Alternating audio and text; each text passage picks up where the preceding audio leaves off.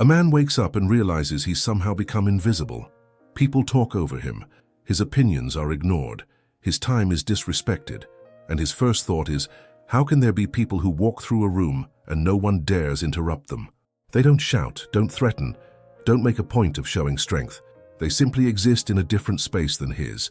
While he can be speaking and someone cuts off his sentence midway, can have his suggestions dismissed before he even finishes them. Can be there, physically present, but absent in what really matters. So he asks himself how this happened, but that question leads nowhere. The question that really matters, the one that can change everything, is different. What did I do wrong that I can't repeat? Because this doesn't happen by chance. It's not bad luck, not the universe being unfair, not because people are naturally cruel. There's something in him, and maybe in you too, that invites this treatment. An invisible signal you emit without realizing, like a frequency only social predators can pick up. They sense before thinking, identify before acting, instantly know you're someone who can be tested.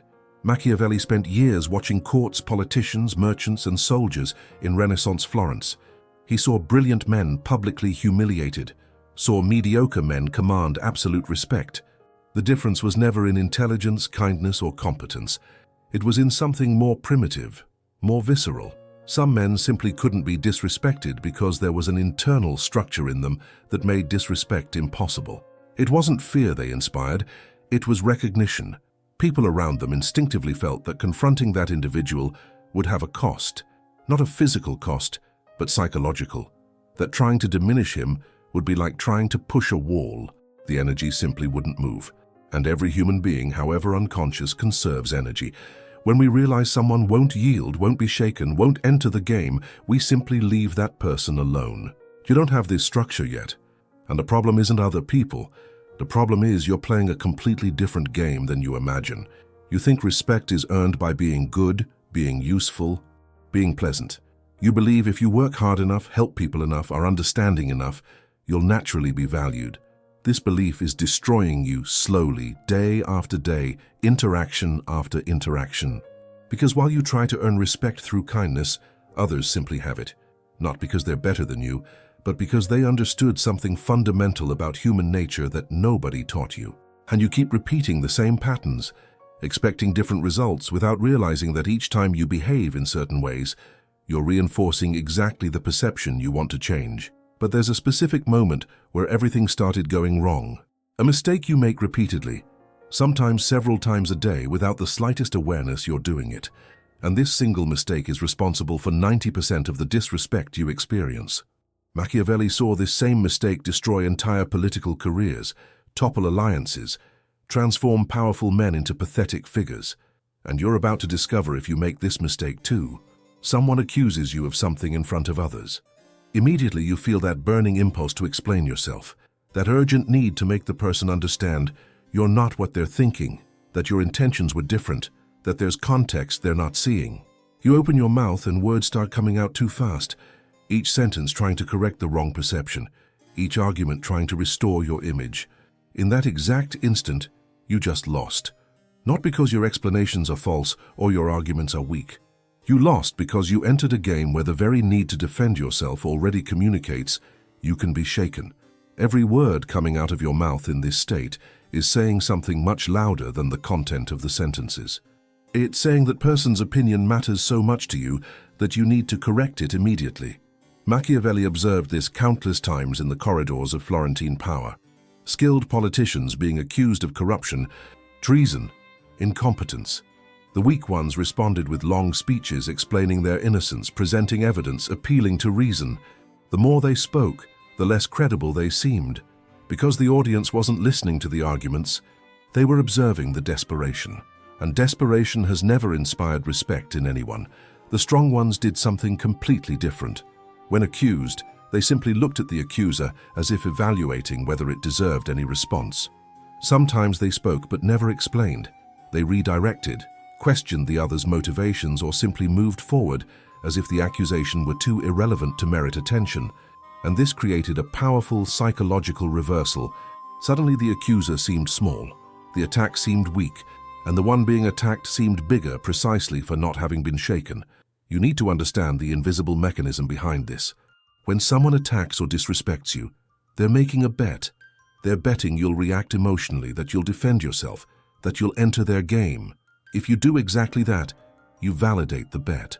Confirm they have power over you, that they manage to pull you off center, that their words have enough weight to unbalance you. But if you don't react as expected, something fascinating happens. The energy they threw in your direction finds nowhere to grab hold.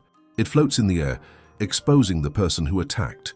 Suddenly it's obvious to everyone that only one person in this interaction is emotionally invested, and it's not you. The attacker expected a battle and found a wall. And walls can't be defeated through provocation. This doesn't mean staying silent always, doesn't mean never responding to anything, doesn't mean letting people do whatever they want with you. It means something much more subtle and much more powerful. It means when you respond, you're not reacting. You're consciously choosing whether it deserves your energy, and if it does, you're responding from a place of total control, not emotional need. The difference is everything. Reaction comes from desperation. Response comes from strategy. Reaction tries to convince, response simply asserts. Reaction seeks approval, response establishes boundaries. And until you understand this difference at a visceral level, as long as you keep feeling that urgency to explain yourself whenever you're misunderstood, you'll keep inviting exactly the treatment you want to avoid. But stopping defending yourself isn't enough, because there's a specific identity you need to build first, a psychological structure that makes defense unnecessary. And it begins with something that goes against everything you've been taught about being a good person. Observe someone who's never disrespected. It's not about what that person does, it's about who they are. There's a fundamental difference between behavior and identity. Behavior you can copy, can imitate gestures, can repeat words, but identity overflows from inside out in a way that can't be faked. It's impossible not to notice. Have you been near someone like this? Someone who enters an environment and the climate changes without anything obvious happening.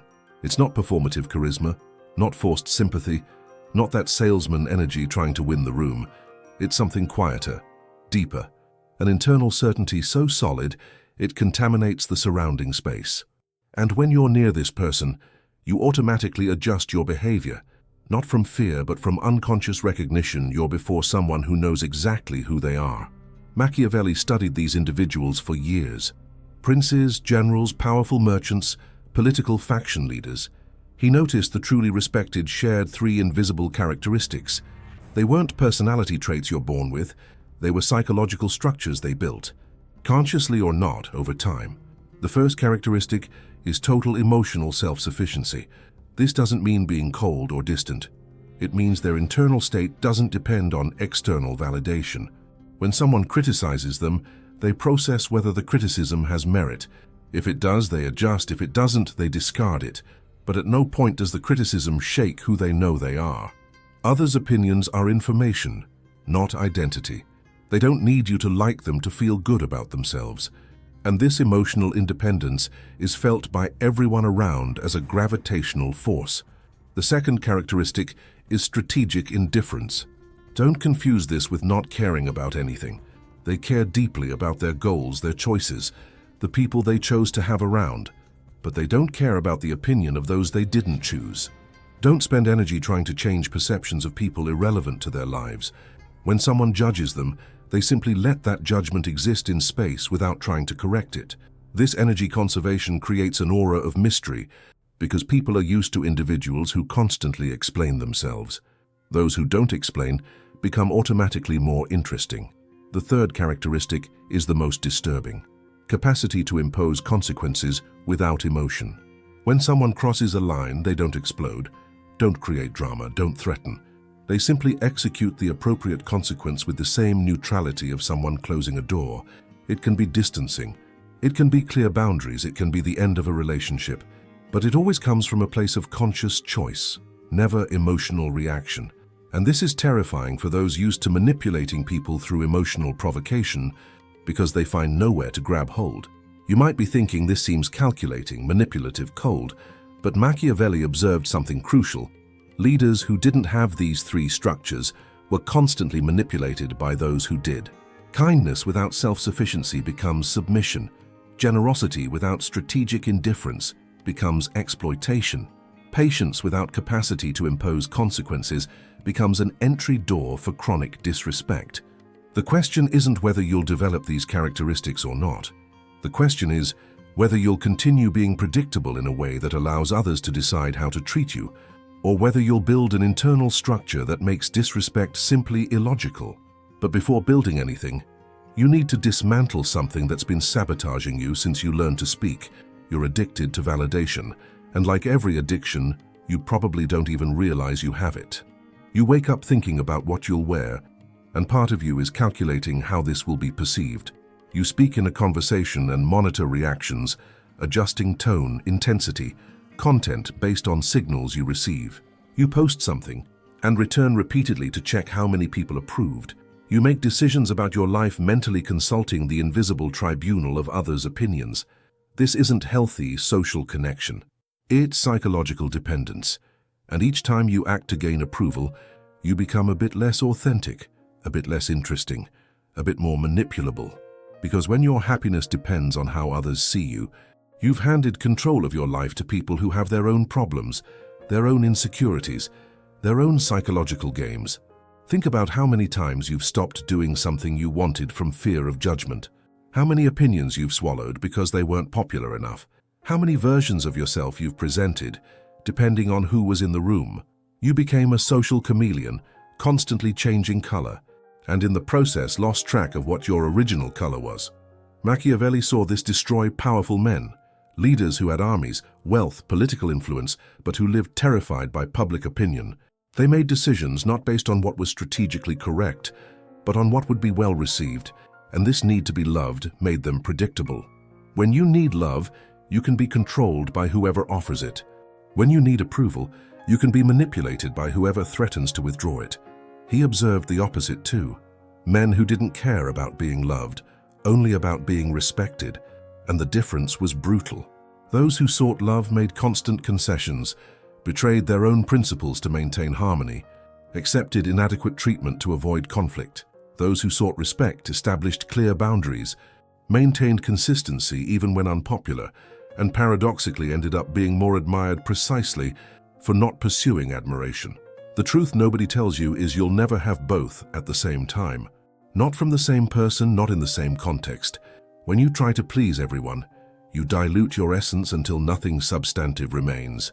People may like you, but don't respect you, may find you likable, but don't take you seriously, may want you around but only while you continue being convenient.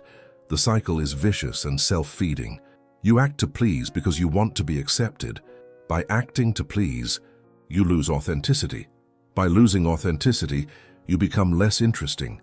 By becoming less interesting, you feel even more need to please to compensate, and the more you try, the less you succeed. It's like sand slipping between fingers. The tighter you squeeze, the more you lose. There's only one way out. Accept that some people won't like you, and that's okay. More than okay, it's necessary. Because if everyone likes you, it means you're not taking positions on anything, not defending anything, not being anything beyond a mirror reflecting what each person wants to see. And mirrors aren't respected, they're used. Liberation begins when you stop asking, what will they think of me? And start asking, what do I think of me? When you develop your own internal criteria for success that don't depend on an audience. When you consciously choose which opinions matter to you and which are just noise. This isn't arrogance, it's autonomy. And autonomy is the foundation of any real respect. But even understanding this intellectually, when someone criticizes you, when someone rejects you, when someone judges you, you still feel that tightness in your chest, that urgency to correct the perception. And as long as you feel this, as long as your body still responds emotionally to every provocation, you'll remain vulnerable.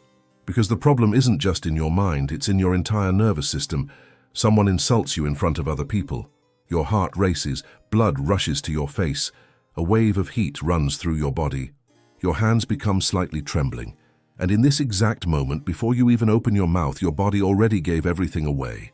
The people around saw the reaction, saw you be shaken, and now anything you say will sound defensive, because everyone already knows it hit you. The problem isn't feeling these things, you're human, not a machine.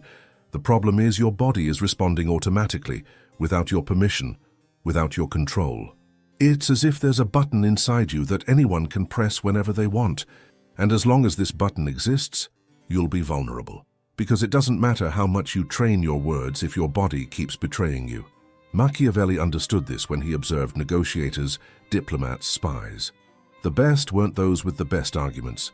They were those whose bodies didn't react to provocation. You could accuse them of the worst crimes, question their honor, threaten their lives, and they remained physically unperturbable, not because they felt nothing, but because they had developed a rare capacity, separation between internal feeling and external manifestation. There's a specific technique for this, and it begins long before the moment of confrontation. Every morning before the day starts, you sit in silence and visualize the possible provocations you might face. Not vaguely, but in detail. You imagine that specific person who always disrespects you, saying exactly the kind of thing they would say.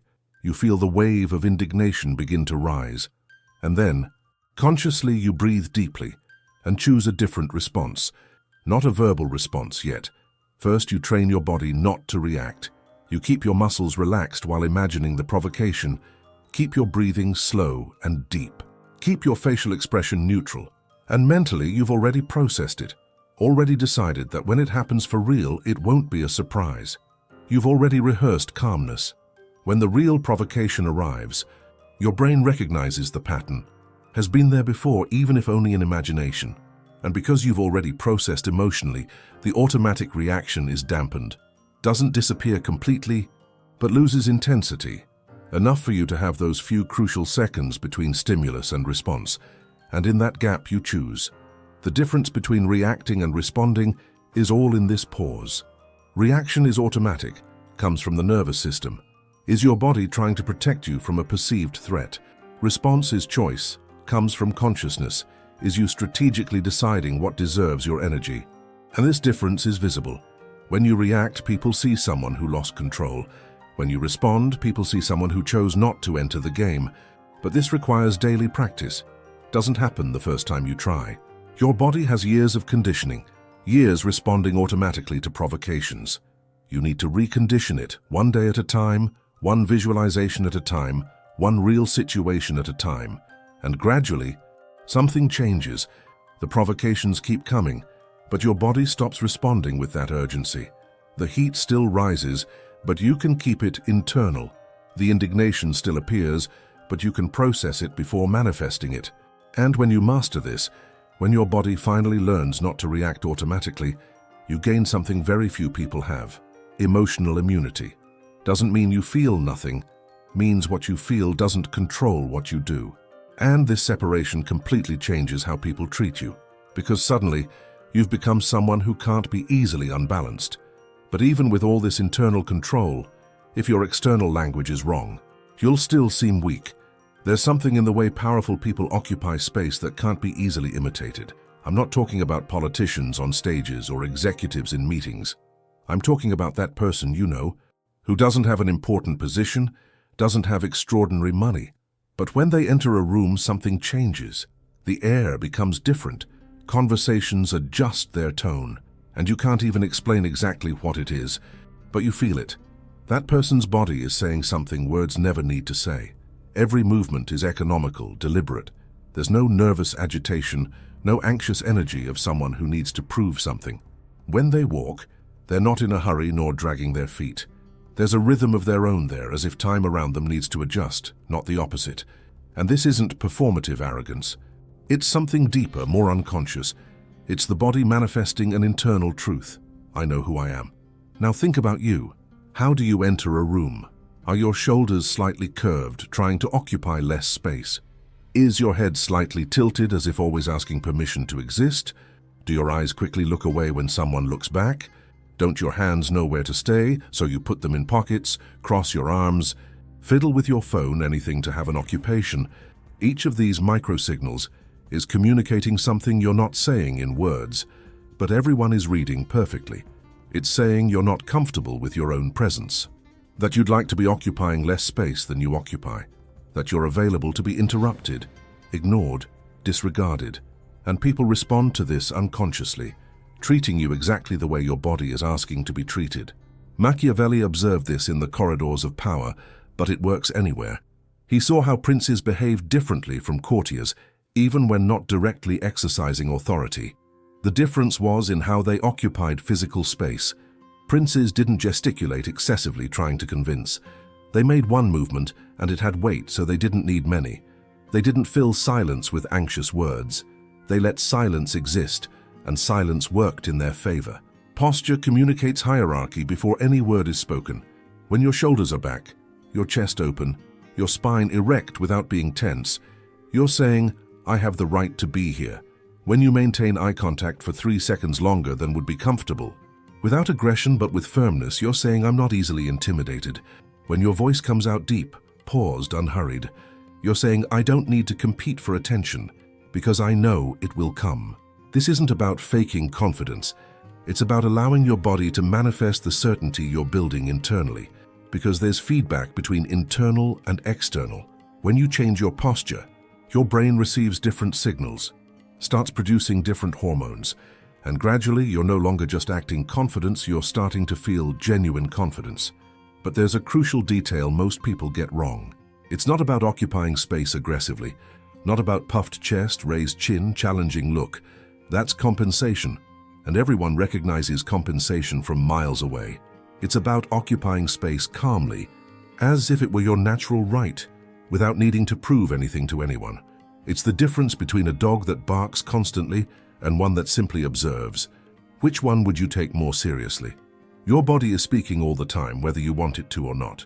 The question is whether it's saying what you want it to say, or whether it's betraying everything you're trying to build.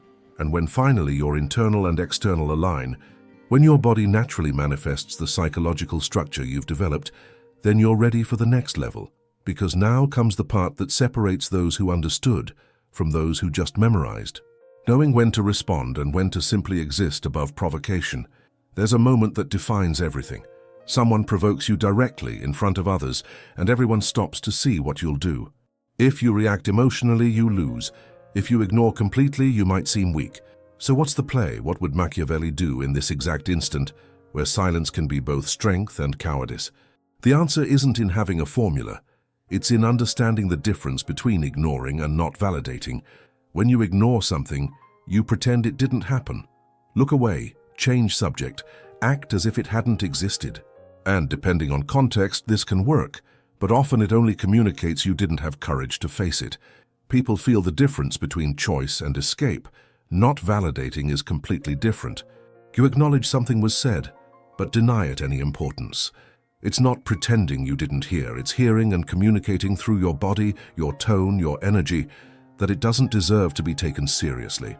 It's the difference between looking away and maintaining gaze for 2 seconds longer than comfortable, with an expression that says, "Do you really think this affects me?"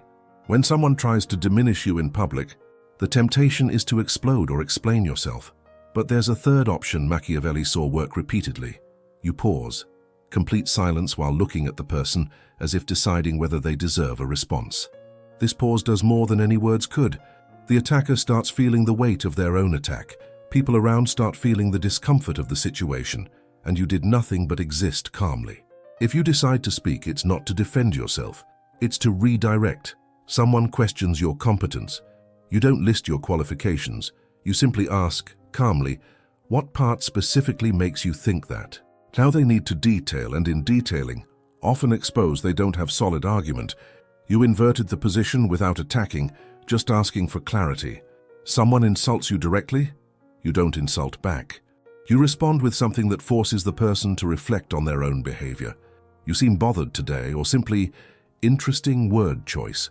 Nothing aggressive, nothing defensive, just a cold observation that puts the lens back on who attacked. And suddenly, without you having defended yourself, the entire room is questioning the attacker, not you. But there's a specific type of provocation that requires different response.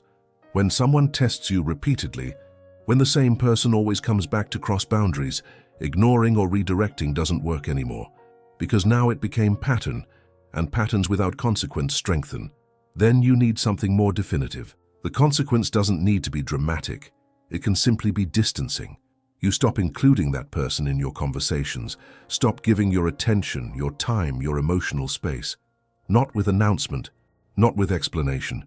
You just withdraw your presence from their life as silently as fog that disappears when the sun rises. And for some people, this absence hurts more than any direct confrontation. For others, you need to establish consequence verbally but without emotion. If you keep treating me like this, we'll stop interacting. It's not a threat, it's information. Said with the same tone you'd use to say, it'll rain tomorrow. And then you follow through, because the greatest loss of power happens when you establish a boundary and don't defend it. Machiavelli observed the fatal error of kind people wasn't being kind. It was not having the capacity to stop being kind when necessary. Love without limit becomes exploitation. Endless patience becomes an entry door. And respect without enforcement becomes a suggestion nobody needs to follow. So you calibrate. For each type of provocation, a different response, but all coming from the same place. Conscious choice, not emotional reaction. And when you master this calibration, a deeper question emerges. Where exactly is the line nobody can cross? There's an invisible line that respected people draw around themselves. Nobody sees this line. There's no physical marking, no verbal warning, but it's impossible not to notice exactly where it is. It's like a force field you can't touch, but that resists when you get too close.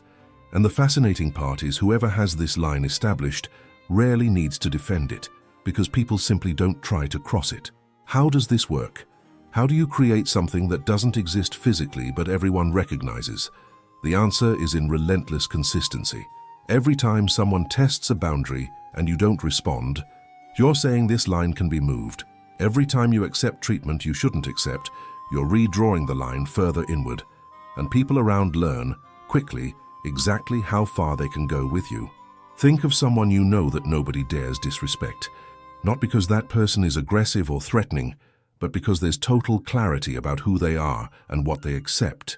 When someone inadvertently crosses a line with them, the response is so consistent, so proportional, so devoid of drama, that it works as teaching.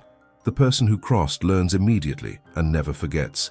That's the difference between threatening and executing. Threat is noise. You say what you'll do if someone continues, usually with emotion, usually with accumulated frustration, and often don't follow through because deep down you were just venting. The execution is silence. You simply implement the consequence without prior announcement, without excessive explanation, without trying to make the other person understand why they deserve it. It just happens.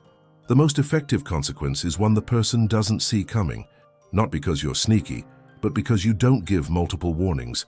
You don't create that dynamic where you speak 3 times, complain 4 times, and only the 5th time act. This trains people to ignore your boundaries until you're visibly irritated, and then your real boundary is no longer the boundary, it's your emotional explosion. The line needs to be established early and defended every time. Not with anger, not with resentment, just with proportional action. Someone arrives late repeatedly? You don't hold next meeting with them. Don't call explaining why. Don't message educating about respect for others' time. Simply don't make your time available anymore until the person asks what happened.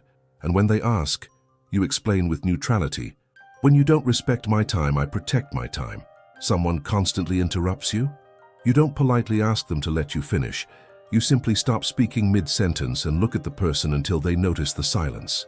When they apologize or ask what happened, you restart from the beginning as if the interruption never existed.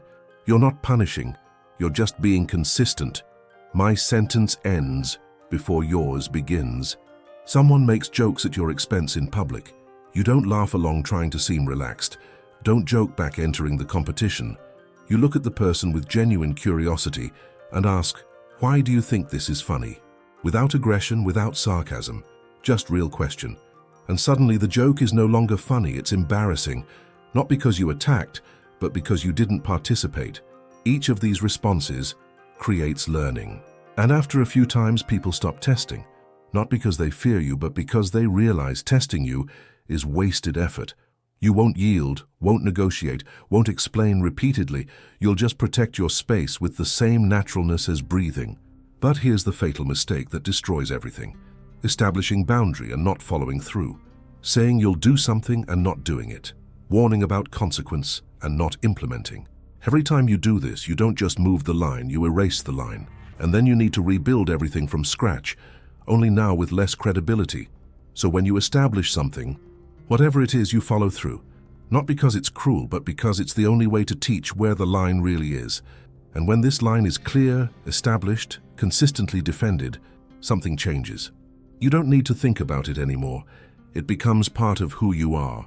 When all this integrates, something changes in your energy that you can't fake and nobody can ignore. It's not manufactured charisma, not forced confidence, not posture you need to remember to maintain. It's something that simply emanates from you, like heat emanates from fire. It's noticeable before you even open your mouth. When you arrive in an environment, when you exist in space. There's a word for this that lost meaning from being used wrong so much, but perfectly describes what I'm talking about. Presence. Not the performative presence of someone trying to be noticed. The gravitational presence of someone who knows exactly who they are and doesn't need external confirmation of that truth. It's the difference between someone who's always checking if people are paying attention and someone who simply assumes if what they have to say is relevant, attention will come naturally. Machiavelli observed this in the few leaders who went through decades maintaining real power. They weren't the most charismatic, weren't the most loved, often weren't even the most intelligent, but they had something that made them gravitationally important. When they entered a negotiation room, the level of conversation rose. When they left, something essential left with them. And the reason was simple. They had stopped performing power and started embodying it. You know when you've reached this point? When you stop thinking about techniques, when someone provokes you and you don't need to remember to pause 3 seconds, you simply pause because that's your natural response now. When your posture isn't something you consciously adjust, it's just how your body exists in the world. When defending boundaries doesn't generate guilt or anxiety, it's just basic maintenance of your psychological space. The provocations don't completely disappear, but decrease drastically, because people have a social radar much sharper than they consciously admit. They identify who can be tested and who can't. And when you stop emitting those insecurity signals, when your body stops asking for approval, when your energy stops seeking validation, they simply stop seeing you as potential target. Not because you're intimidating, but because you seem complete. And complete people don't have the psychological openings manipulators look for. You notice specific changes in your interactions. People start consulting you before making decisions, not because you asked, but because your opinion gained weight it didn't have before. When you speak, conversations naturally stop to listen, not because you raised your voice, but because when you open your mouth, you usually have something substantive to say, so they learn to pay attention. When you leave an environment, your absence is noticed. People comment, ask where you are, feel something changed in the group dynamic. And the most interesting part, you care less about all this, not because you became cold or disconnected, but because your self-image no longer depends on these external feedbacks. You know who you are independent of how many people respect you at any given moment. And this detachment paradoxically generates even more respect, because people recognize you don't need them, so when you choose to include them, their presence really matters. But there's one last step, the most important of all, because everything you've built so far can crumble if you don't consolidate this change at a level deeper than behavior. You need to transform this into permanent identity. Need this to become so much part of you that even on your worst days, in moments of greatest vulnerability, you don't go back to who you were before. And there's a specific way to make this happen. You don't go back to who you were. That's the final promise, but also the responsibility. Because real transformation isn't a switch you flip when convenient and turn off when it gets difficult. It's a complete reconstruction of who you are at the most fundamental level. And once you cross this line, once you truly become this person, there's no way back that doesn't feel like self-betrayal. Think about who you were when you started watching this video. Someone who sought respect externally, who justified themselves when misunderstood, who reacted emotionally to provocations, who allowed others to draw the boundaries of what was acceptable in how to treat you. That person doesn't exist anymore. You killed them. Not with violence, but with consistent choices one after another, until the old pattern simply stopped making sense. In their place, there's someone different. Someone who doesn't need external approval to know their own value. Someone whose body no longer betrays their intentions by automatically reacting to every provocation. Someone who established clear psychological territory and defends it with the same naturalness as breathing. This person doesn't perform authority, they embody it. And this difference changes everything. But identities need maintenance, not because they're fragile, but because the world constantly tries to push you back to old patterns. Someone will test you. Some situation will provoke you emotionally. Some moment of vulnerability will make you doubt whether all this is real or just temporary construction. And it's exactly in these moments you need something concrete to anchor you. So here's the anchoring ritual. Every time you feel that old impulse returning, that urgency to explain yourself, that need to seek approval, that desire to react emotionally, you stop. 3 seconds of deliberate pause. Breathe deeply once, and consciously choose who you are now, not who you were. These 3 seconds aren't hesitation, they're choice. They're the space between stimulus and response where your real freedom exists. Do this every day, every interaction where you feel the old pattern trying to return, and gradually you won't even need to think about it anymore. It'll become automatic. Your default response will change from reaction to choice.